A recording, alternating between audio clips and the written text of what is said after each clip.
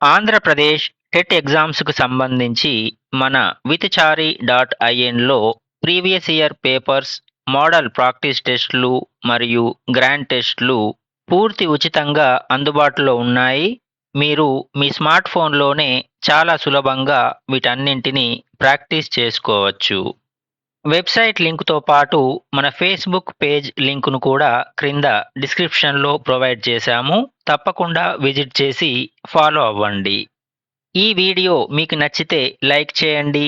అలాగే మీ స్కోర్ ఎంత వచ్చిందో మరియు మీ విలువైన సూచనలను కూడా కామెంట్ రూపంలో తెలియజేయండి. మీ ఫ్రెండ్స్‌కి కూడా షేర్ చేయండి. అలాగే మరిన్ని వీడియోస్ కోసం మన ఛానల్‌ని సబ్స్క్రైబ్ చేసుకుని పక్కనే ఉన్న బెల్ ఐకాన్‌ని క్లిక్ చేయడం మాత్రం మర్చిపోకండి. క్రింది వాటిలో సూర్యునికి సంబంధించని వాక్యాన్ని గుర్తించండి.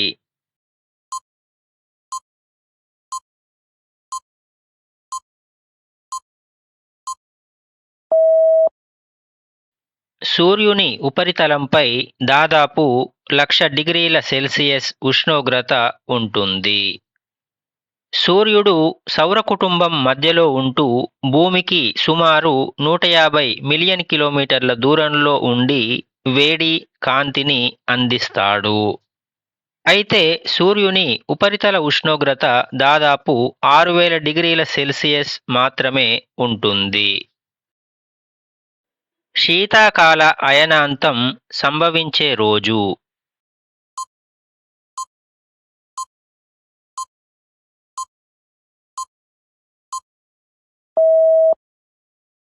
డిసెంబర్ 22.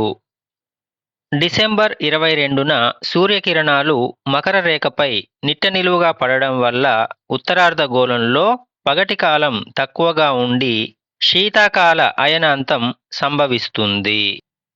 జూన్ 21న కర్కట రేఖపై సూర్యకిరణాలు నిట్టనిలువుగా పడడం వల్ల వేసవికాల అయనాంతం ఏర్పడగా మార్చ్ 21 మరియు సెప్టెంబర్ 23 తేదీలలో విషువత్తుల వల్ల భూమిపై పగలు, రాత్రులు సమానంగా ఉంటాయి.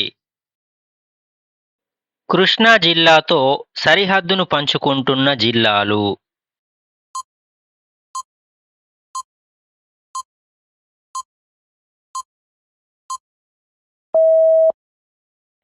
ఏలూరు, ఎన్టీఆర్, గుంటూరు, బాపట్ల. కృష్ణా జిల్లాకు ఉత్తరాన ఏలూరు, పశ్చిమాన ఎన్టీఆర్ మరియు గుంటూరు, దక్షిణాన బాపట్ల జిల్లాలు సరిహద్దులుగా ఉన్నాయి. తూర్పు గోదావరి, పల్నాడు, కాకినాడ మరియు ప్రకాశం జిల్లాలు కృష్ణా జిల్లాతో నేరుగా భౌగోళిక సరిహద్దును కలిగి లేవు. క్రింది వాటిని జతపరచండి. 1. యారాడ కొండలు. ఏ.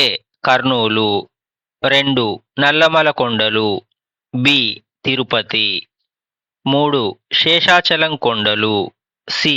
విశాఖపట్నం.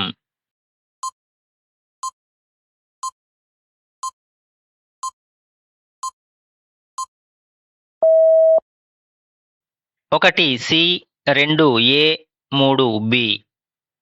విశాఖపట్నం నగర తీరంలో ప్రసిద్ధ యారాడ కొండలు, అలాగే నంద్యాల మరియు కర్నూలు జిల్లాల పరిధిలో దట్టమైన నల్లమల కొండలు, అలాగే తిరుపతి మరియు కడప జిల్లాల సరిహద్దులలో శేషాచలం కొండలు ప్రముఖంగా విస్తరించాయి.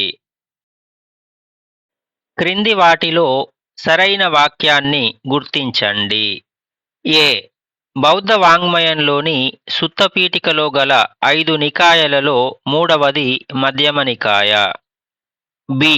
బౌద్ధ వాంగ్మయంలోని సుత్తపీఠికలో గల 5 నికాయలలో మొదటిది దీఘ నికాయ.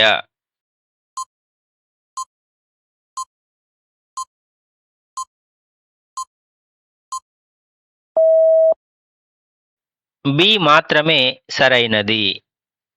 బౌద్ధ వాంగ్మయంలోని సుత్తపీఠికలో గల 5 నికాయలలో మొదటిది దీఘ నికాయ, రెండవది మధ్యమ నికాయ లేదా మధ్యమ నికాయ, మూడవది సంయుక్త నికాయ, నాలుగవది అంగుత్తర నికాయ, ఐదవది ఖుద్దక నికాయ.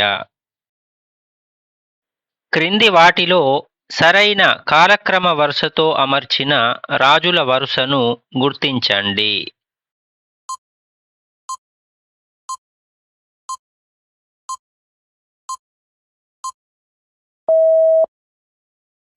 చంద్రగుప్త మౌర్య, బిందుసార, అశోక, సముద్రగుప్త. మౌర్య వంశ స్థాపకుడైన చంద్రగుప్త మౌర్యుని తర్వాత అతని కుమారుడు బిందుసారుడు, ఆ తర్వాత మనవడు అశోకుడు రాజ్యపాలన చేయగా గుప్త వంశానికి చెందిన సముద్రగుప్తుడు వీరి తర్వాత శతాబ్దాలలో అధికారంలోకి వచ్చాడు. క్రింద ఇవ్వబడిన ప్రదేశాలను వాటి ఉనికి ఆధారంగా ఉత్తరం నుండి దక్షిణానికి అమర్చండి.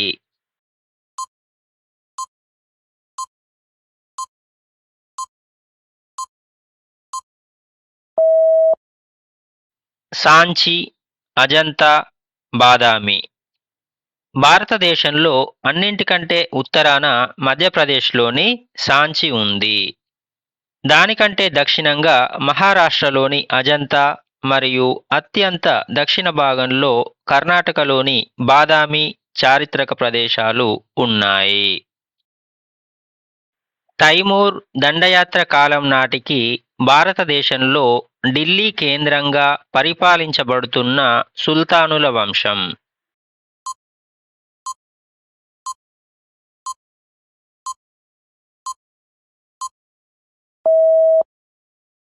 తుగ్లక్ వంశం. క్రీస్తు శకం 1398లో తైమూర్ ఢిల్లీపై దండయాత్ర చేసిన సమయంలో తుగ్లక్ వంశానికి చెందిన నసీరుద్దీన్ మహమ్మద్ షా తుగ్లక్ పరిపాలిస్తున్నాడు. ఢిల్లీ సుల్తానుల కాలక్రమం ప్రకారం బానిసా, ఖిల్జీ వంశాలు తైమూర్ దండయాత్రకు ముందే ముగియగా సయ్యద్ వంశం ఈ దండయాత్ర తర్వాత ప్రారంభమైంది. ఢిల్లీ కాపురా నగరాన్ని నిర్మించిన వారు.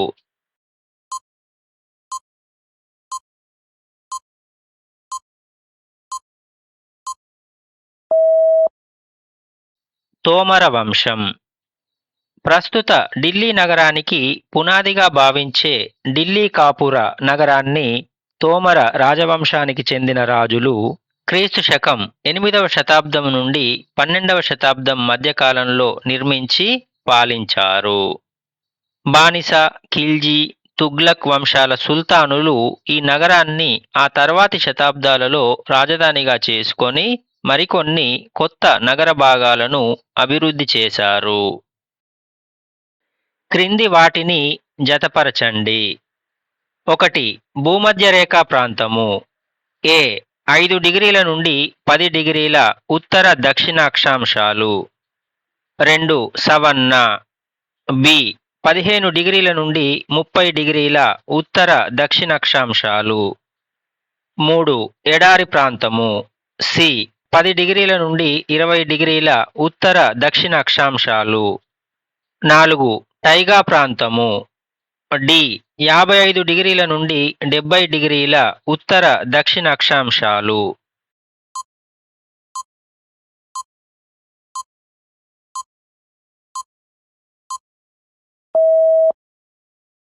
ఒకటి ఏ 2 సి 3 బి 4 డి. భూమధ్యరేఖకు ఇరువైపులా 0 డిగ్రీల నుండి 5 లేదా 10 డిగ్రీల అక్షాంశాల మధ్య భూమధ్యరేఖా ప్రాంతం, 10 డిగ్రీల నుండి 20 డిగ్రీల మధ్య సవన్నాలు అంటే ఉష్ణమండల గడ్డి భూములు విస్తరించి ఉన్నాయి. అలాగే ఖండాల పశ్చిమ భాగాలలో 15 డిగ్రీల నుండి 30 డిగ్రీల మధ్య ఉష్ణ ఎడారులు మరియు కేవలం ఉత్తరార్ధగోళంలో 55 డిగ్రీల నుండి 70 డిగ్రీల అక్షాంశాల మధ్య శీతల శృంగాకారపు అడవులైన టైగా ప్రాంతం విస్తరించి ఉన్నాయి. ఢిల్లీ సుల్తానుల పాలనలో సుల్తాన్పూర్ రాష్ట్ర ధాన్యాగారంలో పనిచేసిన భక్తి ఉద్యమకారుడు.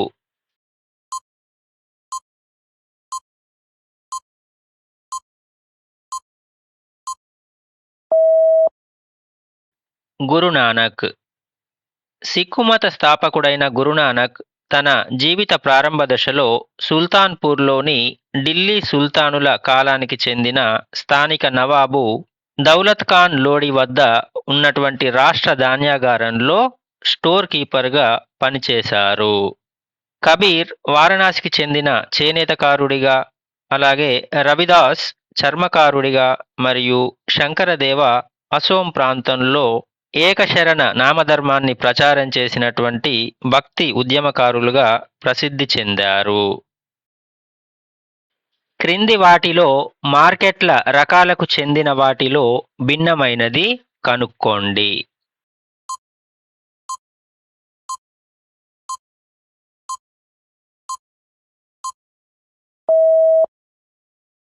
వారాంతపు మార్కెట్. మార్కెట్ల వర్గీకరణ ప్రకారం స్థానిక, ప్రాంతీయ మరియు జాతీయ మార్కెట్లు అనేవి భౌగోళిక ప్రాంతం ఆధారంగా వర్గీకరించబడినవి. అయితే వారాంతపు మార్కెట్ అంటే సంత అనేది సమయం లేదా కాలం ఆధారంగా నిర్వహించబడే మార్కెట్ కావడం వల్ల మిగిలిన మూడింటి కంటే ఇది భిన్నమైనది. ముసునూరి నాయకుల రాజధాని రేకపల్లె ఈ నదీలోయ ప్రాంతంలో ఉండడం వల్ల ముస్లిం దండయాత్రల నుండి వ్యూహాత్మకంగా రక్షించబడింది.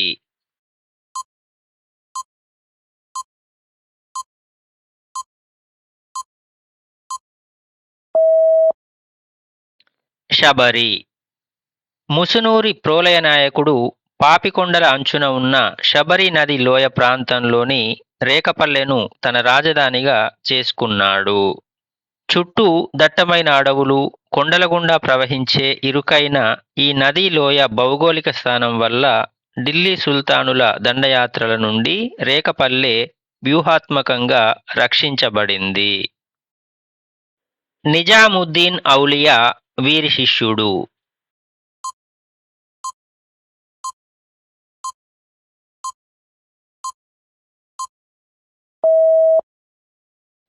బాబా ఫరీద్.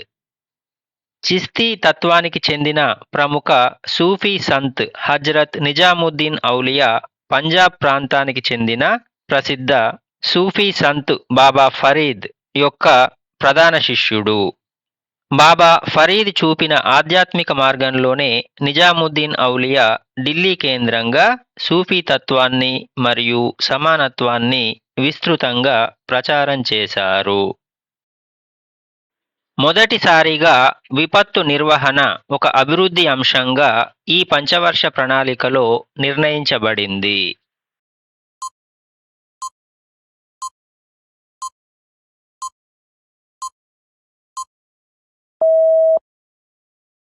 పదవ పంచవర్ష ప్రణాళిక.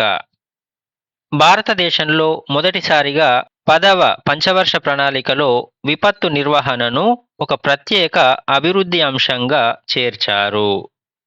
ఇందులో విపత్తుల నివారణ, ఉపశమనం మరియు సంసిద్ధత వ్యూహాలను అభివృద్ధి ప్రణాళికలతో అనుసంధానించడానికి ఒక ప్రత్యేక అధ్యాయాన్ని కేటాయించారు.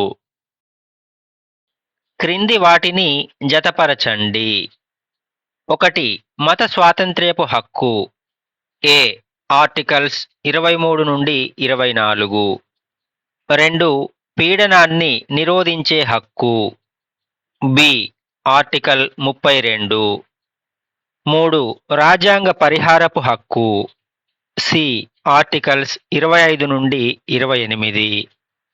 4. స్వేచ్ఛా హక్కు. డి. ఆర్టికల్స్ 19 నుండి 22.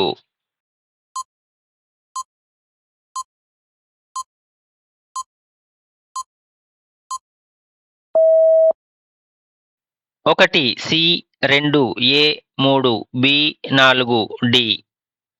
భారత రాజ్యాంగంలోని 3వ భాగంలో గల ప్రాథమిక హక్కులలో 19 నుండి 22 వరకు గల ఆర్టికల్స్ స్వేచ్ఛా హక్కును, 23, 24 ఆర్టికల్స్ పీడనాన్ని నిరోధించే హక్కును, 25 నుండి 28 వరకు గల ఆర్టికల్స్ మత స్వాతంత్ర్యపు హక్కును మరియు ఆర్టికల్ 32 రాజ్యాంగ పరిహారపు హక్కును తెలుపుతాయి.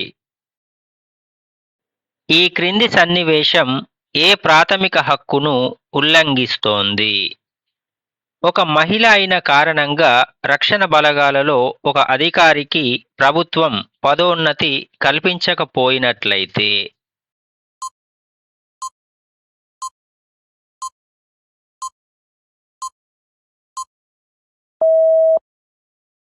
సమానత్వపు హక్కు. భారత రాజ్యాంగంలోని ఆర్టికల్ 15 ప్రకారం కేవలం లింగభేదం ఆధారంగా ఏ పౌరుడి పట్ల వివక్ష చూపకూడదు.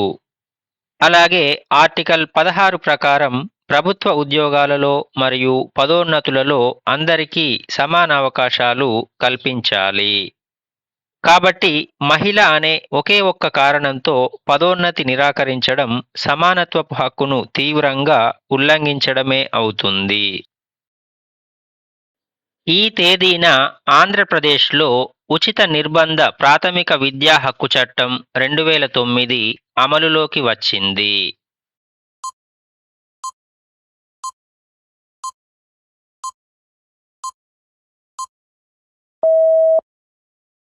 ఏప్రిల్ 1, 2010 కేంద్ర ప్రభుత్వం తీసుకొచ్చిన ఉచిత నిర్బంధ ప్రాథమిక విద్యా హక్కు చట్టం 2009 ఆంధ్రప్రదేశ్తో సహా దేశవ్యాప్తంగా ఒక జమ్మూ కాశ్మీర్ మినహా 2010 ఏప్రిల్ 1వ తేదీ నుండి అధికారికంగా అమలులోకి వచ్చింది.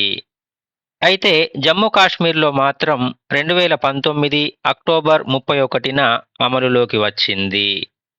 ఈ చట్టం ద్వారా రాజ్యాంగంలోని ఆర్టికల్ 21A ప్రకారం 6 నుండి 14 సంవత్సరాలలోపు పిల్లలందరికీ ప్రాథమిక విద్యను ఒక ప్రాథమిక హక్కుగా మార్చారు.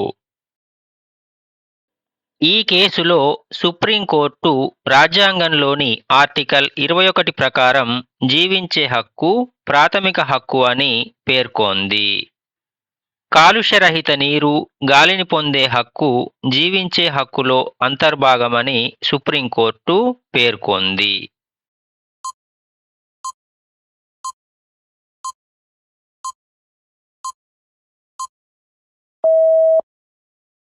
Subhash Kumar versus state of Bihar 1991. Supreme court 1991 నాటి Subhash Kumar versus state of Bihar case తీర్పులో రాజ్యాంగంలోని ఆర్టికల్ 21 కల్పించిన జీవించే హక్కులో కాలుష్యరహితమైన స్వచ్ఛమైన గాలి మరియు నీటిని పొందే హక్కు కూడా ఒక అంతర్భాగమని, కాలుష్యం నుండి రక్షణ పొందడం పౌరుల ప్రాథమిక హక్కు అని స్పష్టం చేసింది. మెరుగైన గృహ, విద్య, ఆరోగ్య సౌకర్యాలు ఉన్న ప్రాంతంలో జనసాంద్రత ఎక్కువగా ఉంటుంది. ఈ సందర్భంలో జనాభా విస్తరణను ప్రభావితం చేసే కారకం ఏది?